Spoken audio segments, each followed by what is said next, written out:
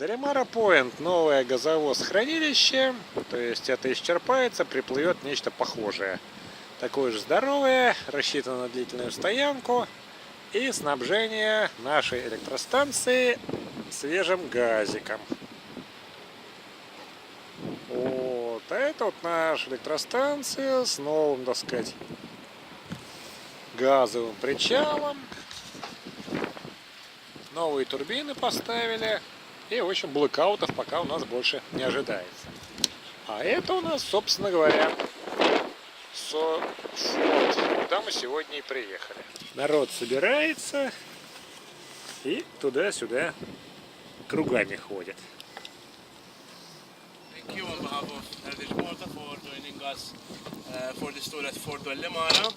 I am Matthew Balzan, curator of Fort St. Angelo, but I've also been conducting some research about Fort Delimara. Before we actually start with the tour, some announcements. Please have your tickets ready because my colleague Mario will be collecting them as soon as we go inside the fort later on. And secondly, please, for your own health and safety, always keep as a group. I will be leading the way and Mario will be at the back. As you can see, Fort Delimara is not restored. There are a lot of hazards inside. In fact, we cannot tour the whole fort because, again, for health and safety reasons. Most importantly, two things.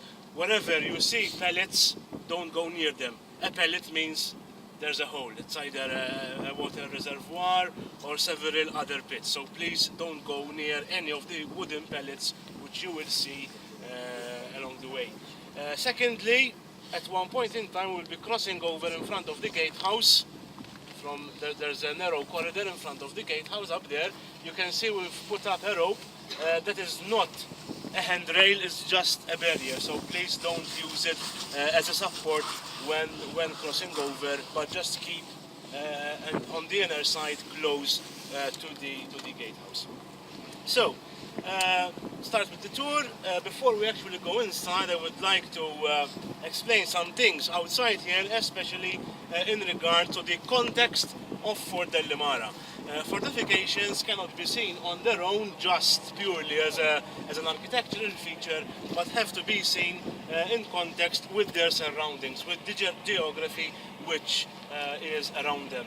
In fact, Fort Delimara was constructed for the very simple reason to defend the access into Marsaxlokk Harbour, which way back, even in the times of the Great Siege, had been noticed that it was a very vulnerable bay, which was very accessible to enemy armadas, enemy fleets trying to invade Malta.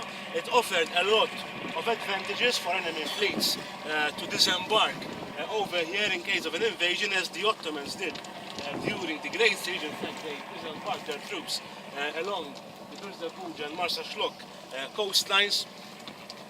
However, by the late 19th century, when Fort Delimara started being built, the bay was not adequately defended vis-à-vis the military technology available at the time. The Knights had took several measures, most importantly Fort St. Lucian, which you can see on the other side at the center of the bay. However, by the 1870s that was obsolete. There were also two Deredin towers, which however acted only as watch posts. One was here just below the fort, the other one was at Venice, but as I've said, these were too old to resist modern warfare in the 1870s. In fact, the first time it was mentioned that a new fortification was required on site over here to better defend the bay was in the Gervois report of 1866. However, at first, the authorities seem to have been a bit reluctant to actually go on with the project, and the first upgrading was done to Fort St. Lucian itself. In fact, in 1715, the Tower of St. Lucian was upgraded with a sea-facing battery, which was in front of it. And between 1873 and 1878, the British upgraded this battery, actually demolished it and built one anew.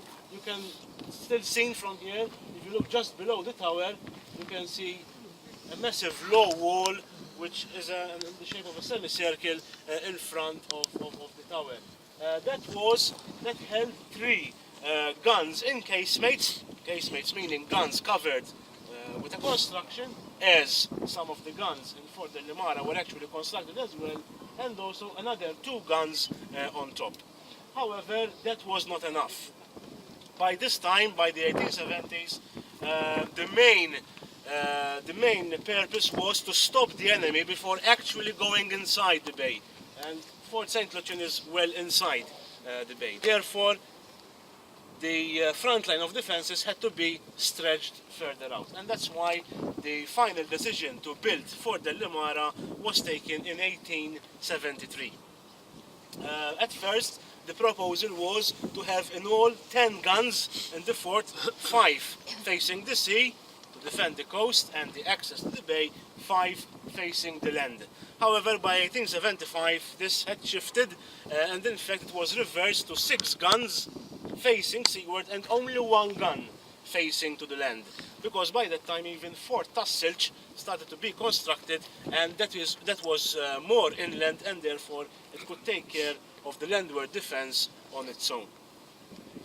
The final decision to arm Fort Delimara with its renowned 38-ton rifle muzzle-loading guns was taken then in August 1878, close to the first completion date of the building. The fort was built between January 1876 and December 1878, costing roughly £23,000 sterling, which was quite a considerable sum of money. However, if you look on the gate, the date says 1881, that is the date when the gate was actually completed. Total completion of the works was only achieved in 1888, because the most important thing was to have the gun batteries ready, then the other nits and bits could just wait. And in fact it took 10 years to fully complete the fort. In fact, a very good differences which we see in Victorian fortifications like Fort Delimara vis-a-vis fortifications built during the time of the Knights is their system of construction. First of all, you can compare it with Fort St. Lucian. You can notice how Fort St. Lucian is easily seen. It commands the bay with its own presence. However, Delimara, if you go to Birza Buja and look towards it, most probably you will not see it, because they were built with a specific system to be camouflaged as much as possible. In fact, it's built partially sunken in the ground, not to be easily seen from the sea, from where enemy ships could actually bombard it before it could attack them prior to attacking the bay. In fact, the Victorian age is midway in the process of fortification, when fortifications practically lost all their 3 pillars. Fortifications rest on 3 pillars: art, architecture and technology. By World War II there was only 1 pillar left, just the technology.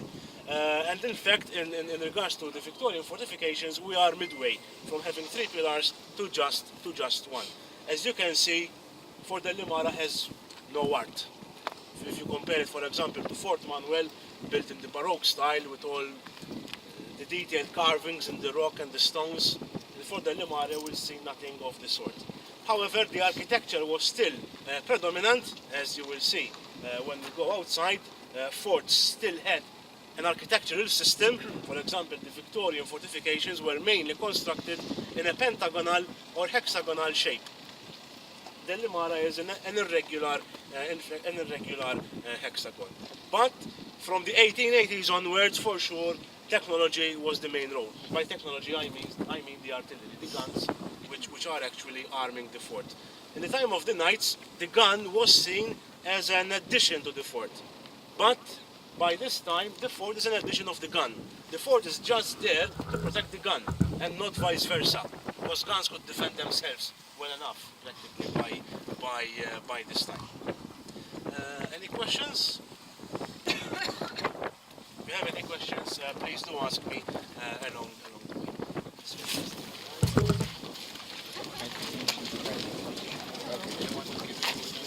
Bridge surrounds the old fort on 5 sides. The 6th side is the natural place. It is of course defendable on its own. the ditch was a very important feature to safeguard the fortress in case that it is directly attacked, in case of an invasion. In fact, to further defend it, you can see the counter-scarp galleries. In order, there were three in Fort Delimara to cover all the other sides. You can see the musketry loopholes. They would use rifles to fire against any enemy soldiers who would try to go down in the ditch and scale the walls to go inside. However, Fort Delimara had an extra feature in this regard, as that type of counter-scarp gallery has actually two levels, one down and one up. The lower one was actually guarded with guns, with large guns, 32-pounder smooth-bore guns, which were removed by 1902.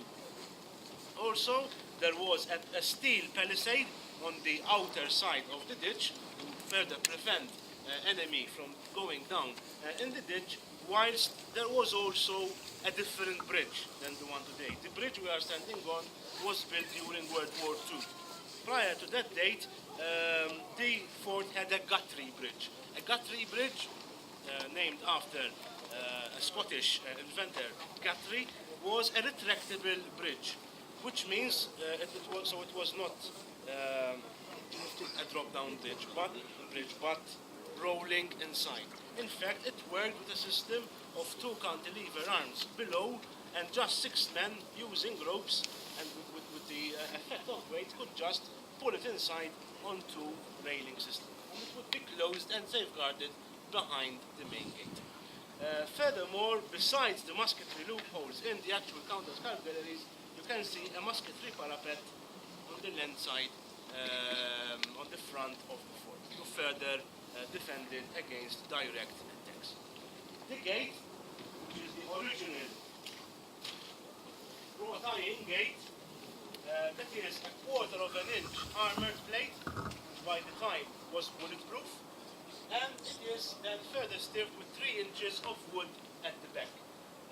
In difference with other Victorian fortifications, the door does not have musketry loopholes on its own, as have, for example, in Fort Trinella, but the rooms on the sides have furthermore musketry loopholes to defend the actual access into the fort. Note also the small door that is known as the wicket gate.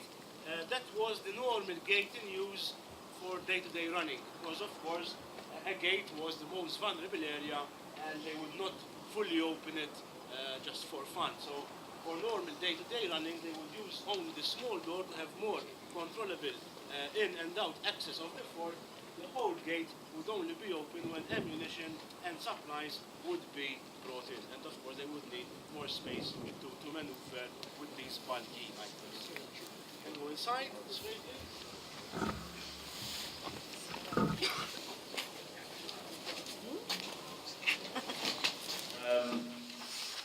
The gate, next to the gate, there are 2 rooms. The one on my left was used as a prison cell for soldiers who were being accused of small crimes when the fort was manned. On the right was the guard room, which was manned 24 hours, and of course checking everything which is going in and out of the fort. Then, from here we have 2 accesses. The one on my left leads to the gun casemates, which we'll see later on. The one on my right leads to the parade ground. This way, please.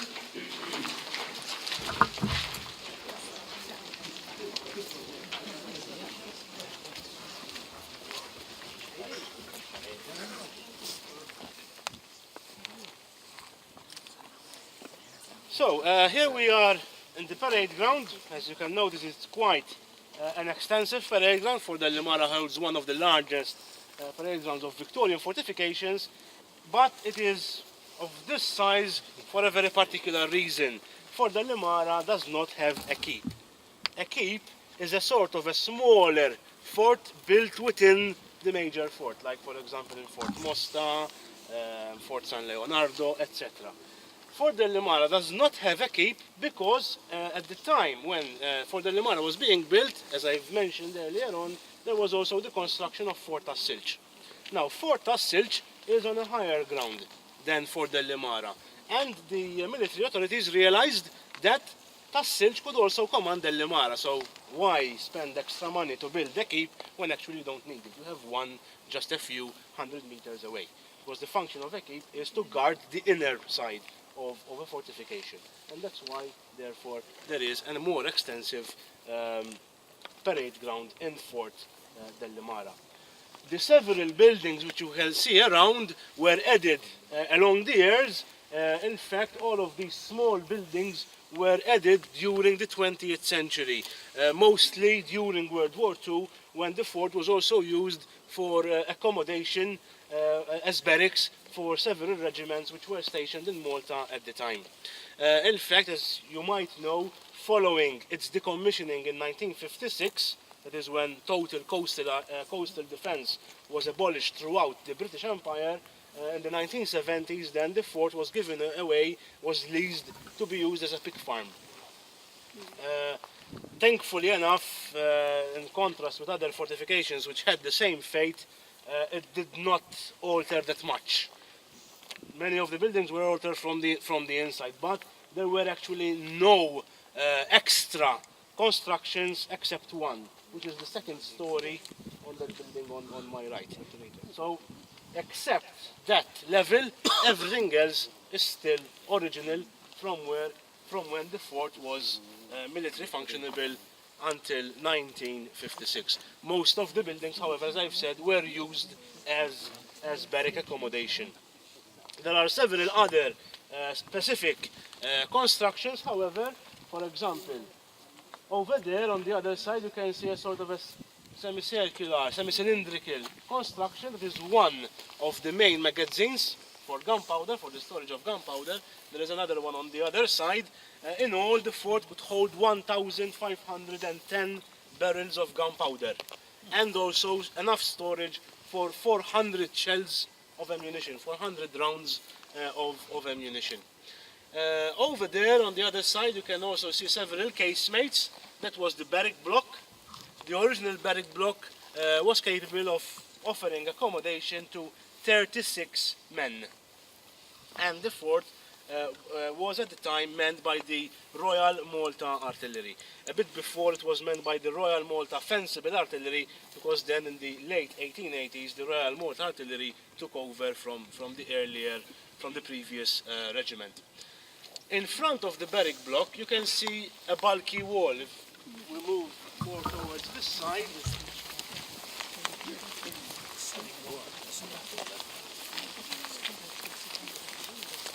so that's the barrack block. Yes, this sloping wall here, that is known as a parados. A parados is like a sort of a protection wall, which is, as you can see, protecting the entrances to the barrack block. So in case the fort is being shelled, is being bombarded by the enemy, by enemy ships, etc., and shells will fall in the central part of the fort, that wall will protect the more vulnerable barrack block at its back, because of course casemates are more open than other constructions inside fortifications. Worth noticing is also the battery command post. I will give some more detail about it later on. It's that high structure at the top. And no, it is a battery command post. It is easily mistaken with a pillbox. That is the place from where guns were actually sighted, and it was used for the sighting and aiming of the guns prior to firing. And then we'll be actually going on top at the last part of the tour. We have the gun emplacements for the breech loading guns. For the Delimara did not only have the rifle muzzle loading guns below in the casemates, but also had guns actually at the top. In fact, along the years there were several proposals for different guns besides the ones which are down below. In fact, for example, when it was ready by 1878, there were also proposals for another two 64-pounder guns which were to be mounted on the parapet. Most probably they were not actually even done, because there are any remains whatsoever of their emplacements. Normally you would still see some type of evidence of emplacements for these type of guns. And even along the time, even for example, machine guns were installed to further protect the land front and the accessway into the fort, together with several other guns right up to World War II, where, for example, there were several howitzers which were placed here to further protect the bay, even around 1943, when there was the surrender of the Italian fleet and also the planned invasion of Sicily. Any questions? So, we can make our way to the next stop, which is the actual casemate of the 38-ton guns. The first casemate, but without a gun, in fact, out of the total 6 38-ton, 12.5-inch rifle muzzle-loading guns which were in place at Fort Delimara, today 4 remain. The first 2, number 1 and 2, were removed between 1901 and 1902. In fact, this is the only casemate which still has the plate which lists the number of the gun. As you can see over there, 38-ton RML number 1. Unfortunately, the other 5 have been destroyed over time. Just paint which went off as the fort was abandoned. However, this offers a very good function to actually explain how a casemate was divided, in particular because there isn't a gun which would take most of the space. However, before going into more detail about the 38-ton casemate, I'll just explain these stairs. As you will see, where there are still the guns, there will be no stairs. That was the actual floor, the level of the casemate. These were added in 1901, sorry. Because when the 38 tons were removed, the first 2, they were replaced by smaller 5-inch breech loading guns. And for the Royal Engineers to still use the same gun port, rather than going into more expenses to alter the actual gun port, they just leveled up the casemate, so the 5-inch just was much smaller until this area could still use the same gun port. However, the gun port, which we are seeing here, is the original from the 38-ton. It is an armored-plated casemated gun port, in fact still retaining several of its original features. In fact, that for the time, this was also armored to resist direct attacks, so the only open access would be the actual port from where the barrel of the gun would be brought out. This is the mantlet bar. The rifle muzzle-loading guns from 10-inch upwards had a mantlet, because when fired, the gun on its own will retract back and leave a gap. And the several hazardous gases which would be released when firing a gun could just enter inside. Or else, even worse, it's quite a large gun port, and an enemy shot would literally go through and destroy the casemate. So to try and limit this type of damage, they would have a mantlet. A mantlet was a sort of a curtain made out of hemp rope. It would be soaked in seawater to prevent it from catching fire, and it would be just placed along this bar, and when the gun was being fired, they would just drag it and cover the barrel of the gun so they would leave no gaps. And the barrel would be sealed in the gun port. The other bar, this is the loading bar, from where shackles and tackles would be used to lift the ammunition, the shell and the gunpowder cartridges to then place inside of the gun. Remember, these guns were rifle muzzle loaders. Muzzle loaders meaning they were loaded from the front. It was the breech loaders which were loaded from the back, and that made them much more easier to load. Besides this, you can see several hooks on the ceiling. These are quite particular. These were the actual hooks which were used to hoist the guns when they were first brought inside of the fort, and then placing them on their carriage and platform.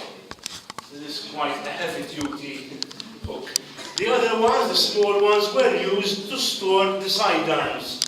The sidearms were the wooden tools which would be used for the normal loading procedure. For example, the worm, the rammer, which we used to ram inside the ammunition, and the sponge, which would be made out of wool, soaked in water, and they would use it to cool down the barrel in between fires, and also to prevent any burning flames inside that could cause an explosion if you just load the extra, the next cartridge with burning flames inside. You'd have a human shell in that case. That was a very needed tool to use in between fires. To facilitate their use, and you will understand this more when we go actually next to one of the guns, of course these sidearms would be needed to be brought outside of the gun port to be used, and these were quite long, several feet. They would have also another sort of a mobile bar which would be attached over here and to take the support, because of course you would not take soldiers outside to keep the sidearms level.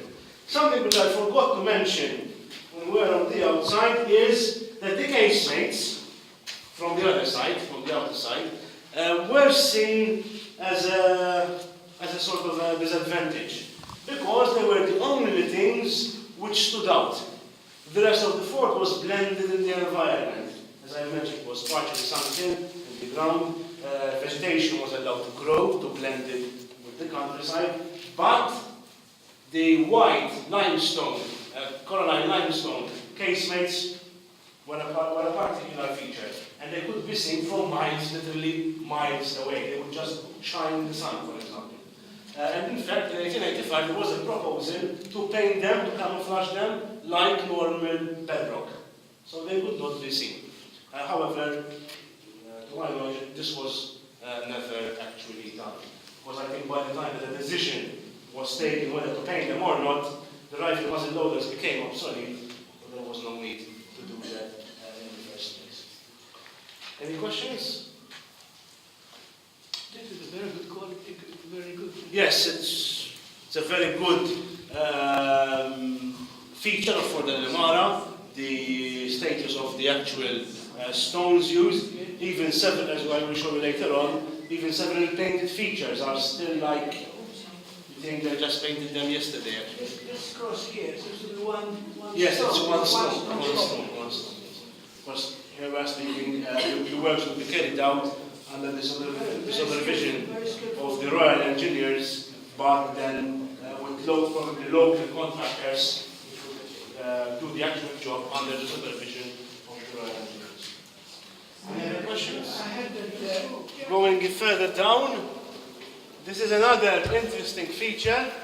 This was left open for a purpose. It is the only one still in place.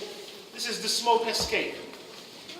Of course, still, even though you would have the mantlet, which would prevent gases going out of the bore from going inside the casemate, still there would be gases coming out of the vent at the back of the gun.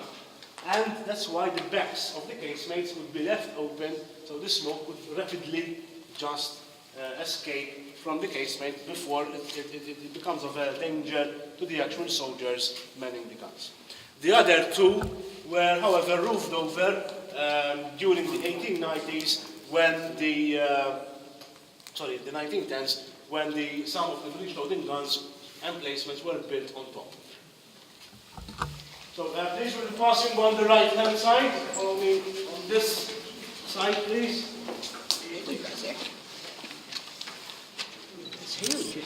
So you can come closer, mind the pit, but please don't cross the wall where I'm standing.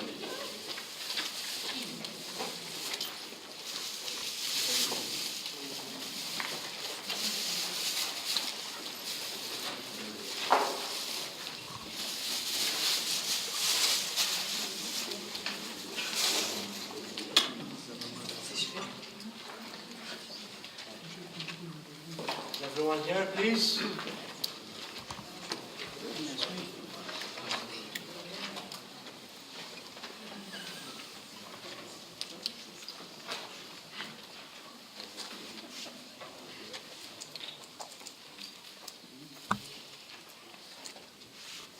So this is number 3 gun, 38 ton, 12.5 inch rifled muzzle loader Mark 1. There were Mark 1 and Mark 2s. The Mark 2s were actually rebored, re-rifled Mark 1s. However, the ones at Delimara were never rebored. So these are a very rare type of this 38 ton gun. In fact, these are the only remaining examples in the whole world where this type of gun is still resting on the original carriage and platform. Not even in England. There aren't any other examples of this gun surviving on its original carriage and platform. In fact, the gun is standing on the 6-foot dwarf or casemate platform, which was a specific type of platform in use in casemates. Because there were also 38 ton guns which were in use en barbette, that means outside, in the open. And they would have different platforms and carriages. There were also an elongated version of 7 feet. So, there we have the barrel. This is the carriage on which the barrel stands, and this is the platform, which would rotate to traverse the gun. The guns were introduced in the 1870s. They were manufactured and designed by the Royal Arsenal. The length of the barrel is 5 meters, the caliber 12.5 inch. Actually, this type of gun was an upgrade of the 38 ton, sorry, 25 ton, 12 inch, 38 ton, sorry, 12 inch type. They then added that half inch to expand the caliber, because of course they would have several tests to make sure which was the best to inflict the most damage against the enemy. As I've said, the gun is loaded from the front, from its muzzle. The carriage would also have the recoil cylinders, which you can still see here. Those would act like shock absorbers. So when the gun is fired, it will go back, and they would allow 6 feet of recoil. They would absorb that momentum and stop the gun ready for the next loading. To fire, they would have then pressed the gun down with several gears and mechanisms, and it would move 6 feet in front with the barrel outside of the gun port ready to be fired.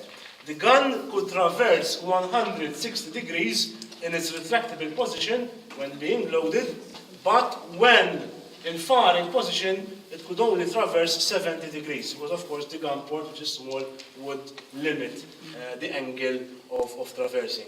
The gun could also be elevated 10 degrees and depressed 5 degrees, because of course the higher the elevation, the more the range. This type of gun had a range of 5.5 kilometers, firing an 800-pound shell with a charge of 160 pounds of gunpowder, of prism gunpowder. The normal loading procedure will include 17 men and 1 officer for each gun. However, only 13 men would be next to the gun. The other 4 would be next to the shell stores and cartridge stores to supply the ammunition and transport it from the magazines, which I will show you later on, to the casemate. They would use specific trolleys to transport the ammunition from the magazines to the emplacement. The muzzle velocity was 440 meters per second.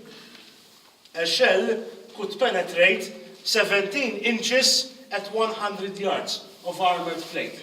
It is almost 1.5 feet of armored steel when fired at 100 yards.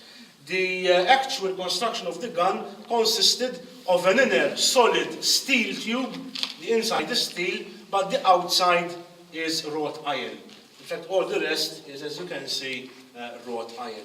And it would be built in different barrels, so to speak. And in fact, that's why the back, the cascabel, is so huge. Because it is where the firing chamber is, where the main burst of gunpowder would occur, and of course you would need a lot of support, because when a cartridge is fired, it expands in volume 20,000 times. If you have a caliber of this size, as soon as it's fired, it expands by 20,000 times.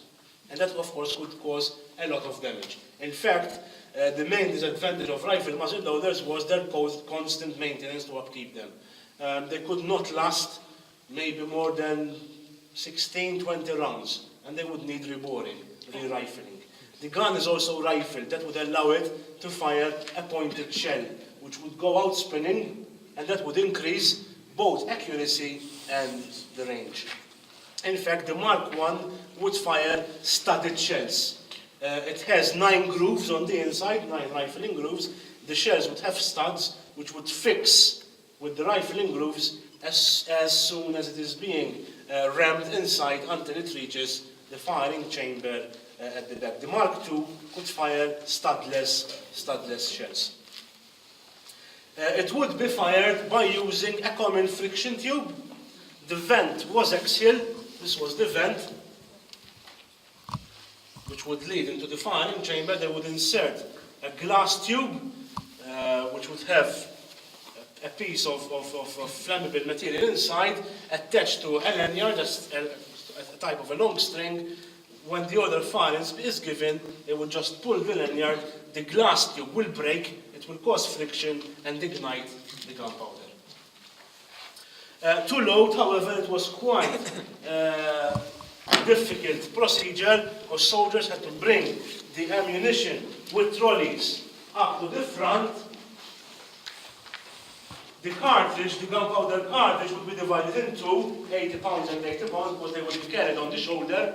Of course, it's quite difficult for a single man to carry 160 pounds of gunpowder.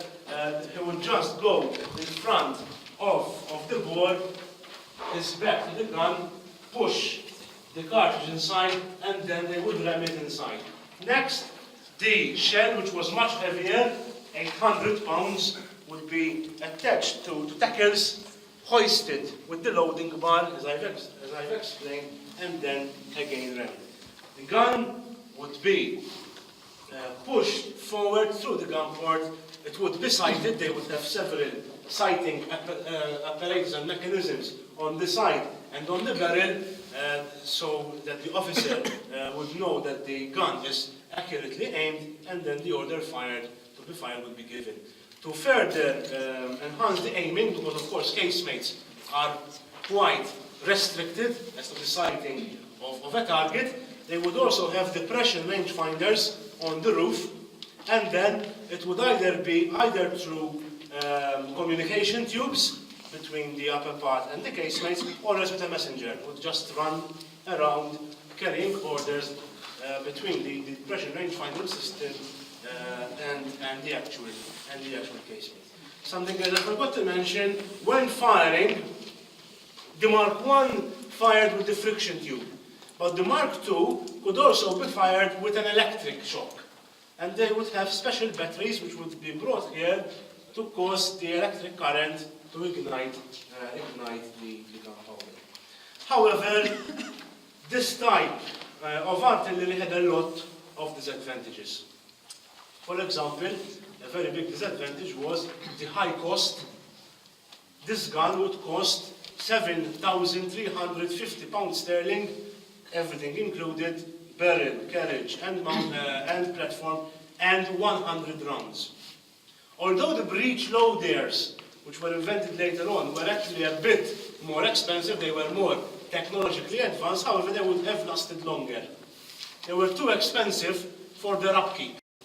They required a lot of maintenance, and that would increase a lot as well the cost. Second of all, even the rate of fire wasn't that much. In fact, that's why you would need much more guns, because by the time you are loading this gun, the target might have moved. Rate of fire was 1 every 4 minutes. Breech loaders, by the early 20th century, went to 1 shot every 1 minute.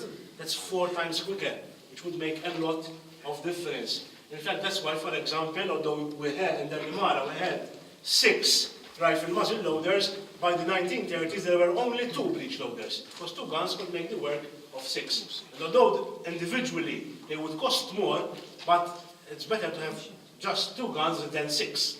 of course, that would then limit the overall expense. Any questions? When were they last ever fired? They were last fired in the 1890s, late 1890s, because they were regarded as obsolete between 1895 and 1898.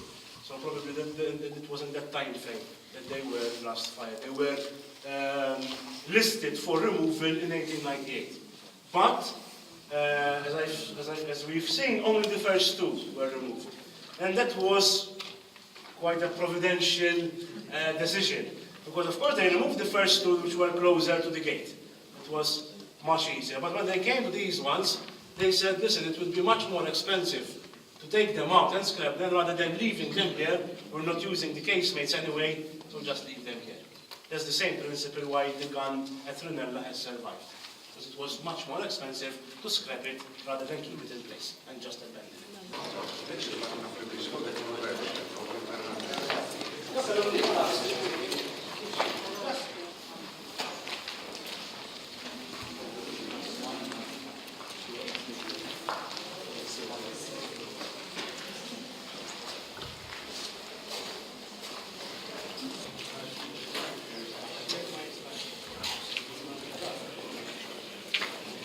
This is in second process. So we can keep going inside.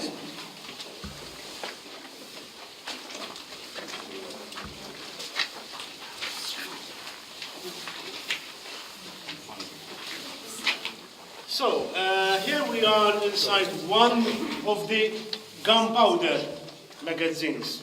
This gunpowder magazine was actually split into the side where I am standing would serve number 1 and number 2 guns. The other side would serve number 3 and number 4. Number 5 and number 6, since they are at a further distance down, had their own smaller magazine.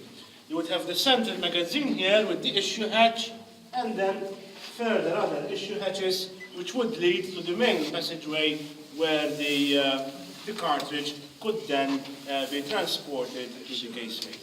Worth noticing are those small windows. Those are the lighting windows. Of course, there was no electricity. They would just use candles or oil lamps, specific oil lamps, military lamps. And as you can see, most of them are right through. Of course, you will need lighting inside of the main chamber. But of course, you cannot go with a naked flame in a room full of gunpowder. Therefore, the ones which are right through are for a specific reason, so they would be sealed on the inside and serviced from the outside, from the corridor, so to prevent the deadly spark which would blow everything up. In fact, there was also a specific process to access gunpowder magazines, but I will explain more on this when we go into gunpowder magazines of the Breech loading gun, which still have much more of their original features still in place. The shell store was on the other side. On the other side of the passageway, there are two shell stores, again, one for number 1 and 2, and the other for number 3 and 4, from where the actual shell would be delivered. There would be 4 types of shots for the 38 tons. The common shell, the common explosive shell, which would be hollow from the inside and it would explode upon impact. Then there was the Palliser shell, which would have the front third section solid, so it would first penetrate armor and then explode.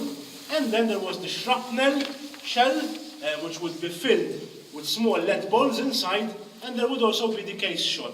The case shot was similar to the shrapnel. It was an anti-personnel ammunition, but rather than in the shape of a shell, it would be in the shape of a shot, a case shot. Sort of a cylinder filled with deadly lead balls which would just burst when fired. Any questions? Again in the parade ground, but now for a different explanation than before. Over there you can see one of the emplacements of the breech loading guns. By 1887, it was realized that the casemated guns and the rifle muzzle loading guns were no match with the artillery employed on enemy ships, on enemy vessels, which could attack and bombard this older system of artillery, and therefore it was decided to have an upgrade. By 1890, it was decided that Fort Delimara had to have an extra 3 breech loading guns. One 9.2-inch Mark 6, which was on the other side of the fort, and 2 6-inch Mark 6 breech loading guns. One of them was over here, the other one in the middle. The only thing which remains from the emplacement of the Mark 6, of the 6-inch breech loading gun, is this tunnel.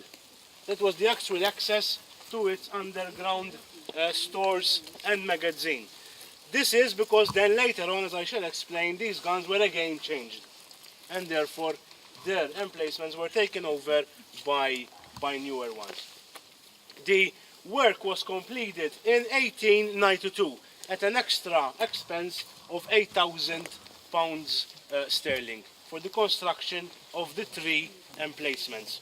The 9.2-inch gun, however, cost £9,000 sterling on its own.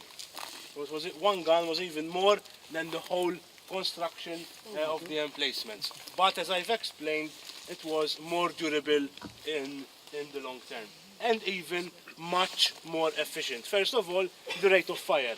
The 9.2-inch had a rate of fire of 1 shot every 3 minutes. The 6-inch, a shot every 1 minute. The range also increased. Although these guns were much smaller, the 9.2-inch weighed 22 tons, the 6-inch weighed just 5 tons. But having an employ the breech loading system, which would be totally of steel, and also making use of cordite rather than gunpowder as a propellant, the range and efficiency and also accuracy both increased, all increased. For example, the ranges of the 6-inch and 9.2-inch went up to 9 kilometers. And even the penetration of the 9.2-inch was 18 inches at 1,000 yards, not 100, like the 17-inch, which I spoke about on the 38 ton. So it was overall, it was a much needed upgrade. However, these were deemed not enough by the start of the 20th century. By 1906, it was decided that the 6 inches were too small. They needed actually better guns.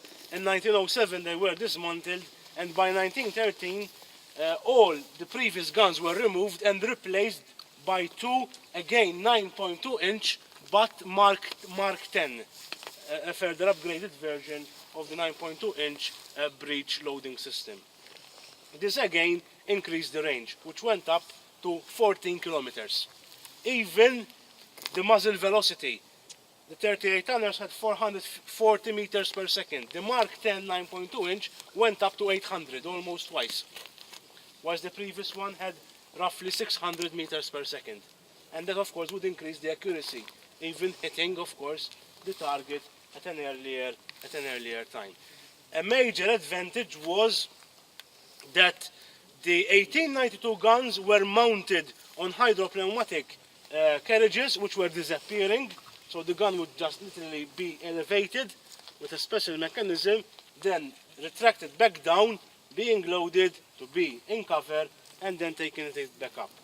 But the 9.2-inch were mounted en barbette, the Mark 10 in 1913, and these are their emplacements. This is how the emplacement was then changed from the previous 6-pounder. So the 9.2-inch Mark 6 was retained, just changed the gun, because it was the same size ultimately. But the 2 6-inch emplacements were removed and a new 9.2-inch built in between.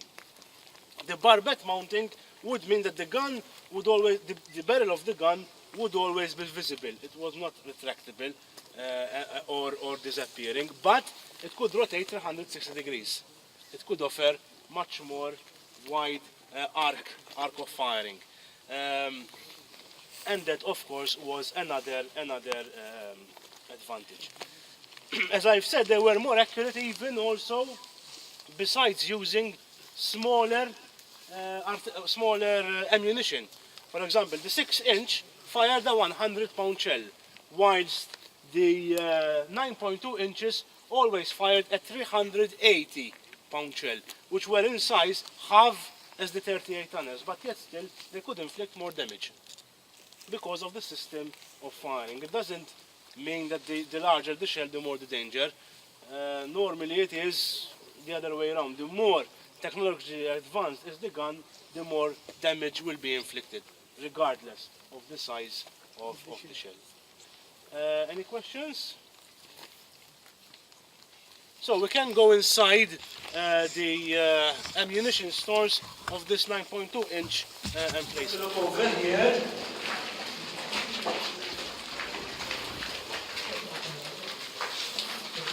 This is another interesting feature of the magazines, which we did not see down below. And this is the shifting lobby. So before soldiers would actually go inside the magazines, they would need to change in specific clothing, specific uniforms, again to avoid sparks. The uniform would have no metal whatsoever, no metal buttons, and canvas shoes to avoid deadly sparks. In fact, in the first section, the soldier would remove his normal uniform, attach it to pegs, cross the barrier.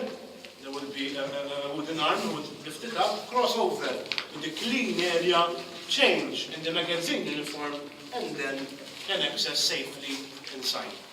This system here employed, we have a lighting passage going all the way around. It goes out from the other side, from where again lamps would be serviced. Then you would have shell store in the middle and the cartridge stores in between. Also again here notice the very good state of repair of these magazines. The painting still surviving, numbering each and every one of the lighting windows. Then go inside.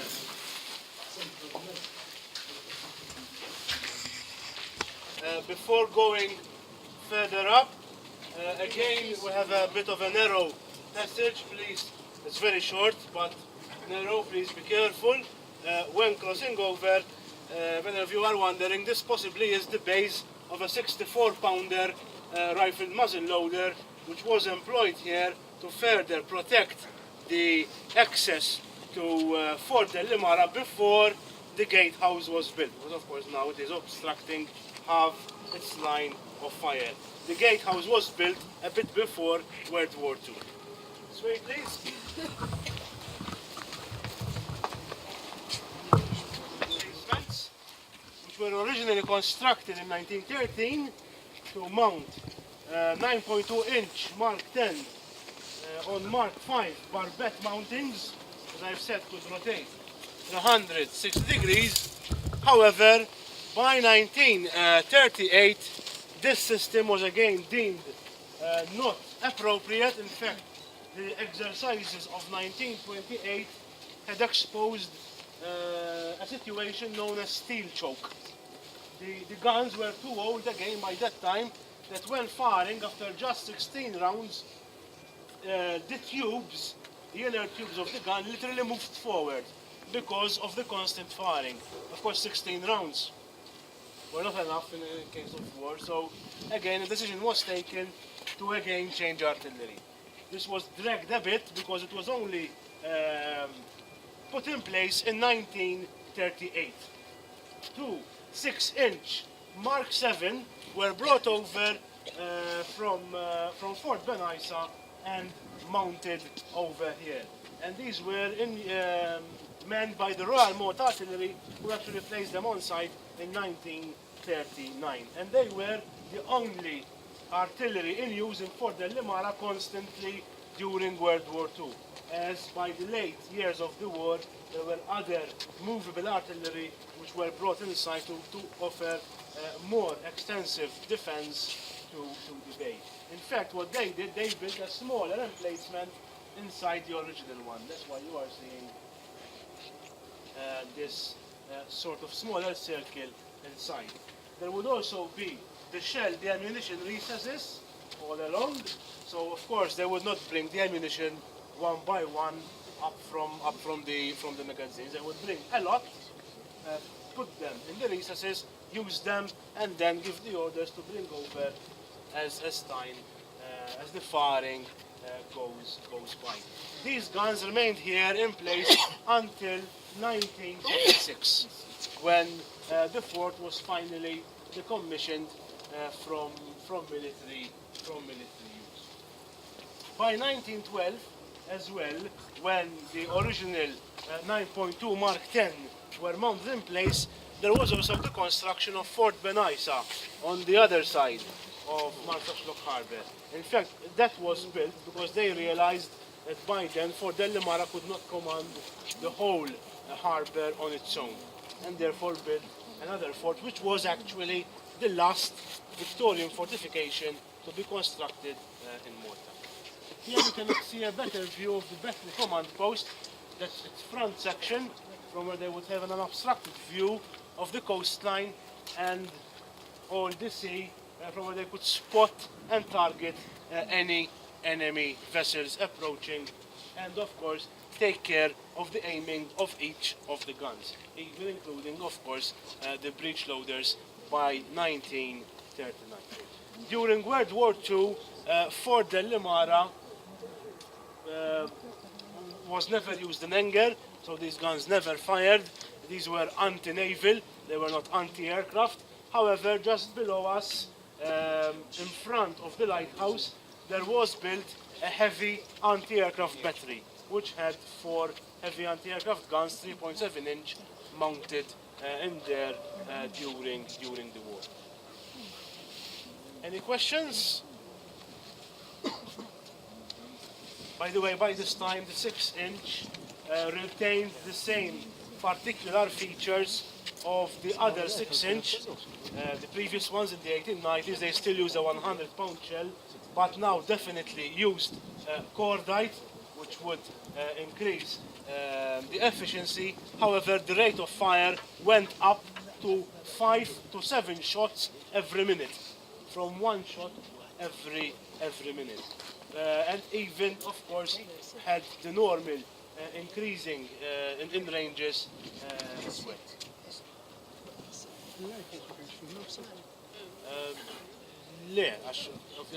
The lighthouse does not interfere with the guns, because that's why you have 2.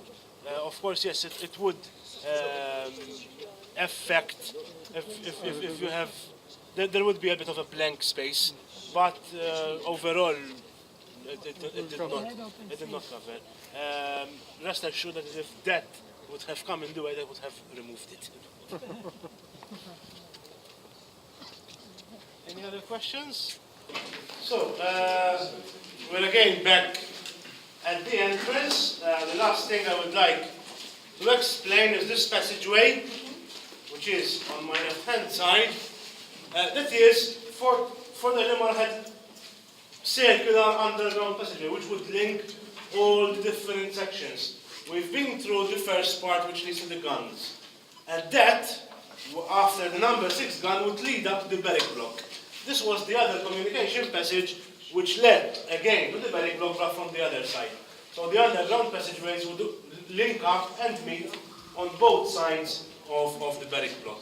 Of particular interest is that during World War II, this passageway was in use as the only depot for government kerosene, which was stored over here, because the military had taken over other depots at Fort Leonardo and in Zabbih.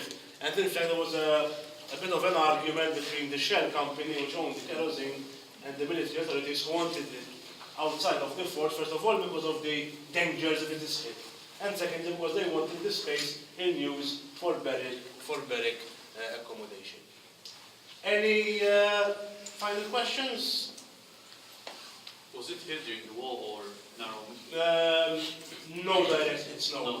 On record, I don't know of any hits. In fact, even there does not seem to be any damage on the buildings, because of course the scarps would have been hit But buildings do not show any damage. It's on the walls, you see.